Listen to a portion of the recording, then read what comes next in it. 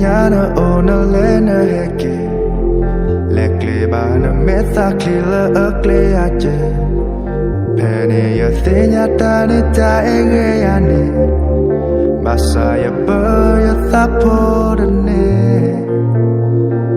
kokhaje twe khosu ya o kayo tani ina do pa mukla khila ge locho ya ta mi mo ka ke to ta ro ko all up a corner, beautiful memory.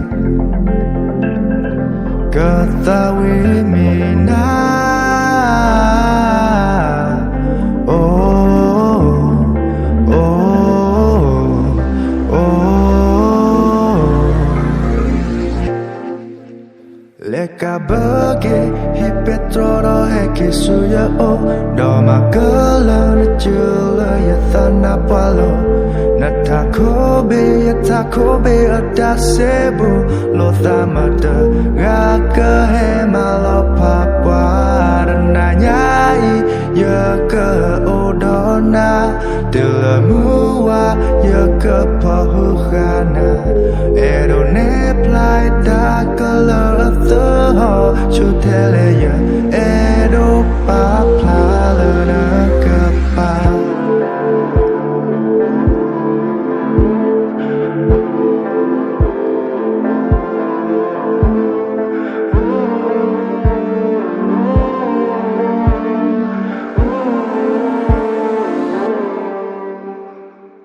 Alona la pakanya menya Mui pole ya kale khutadona Pole tin me la thiba chaka erina Dathina la pakia baja Beautiful memory Got that with me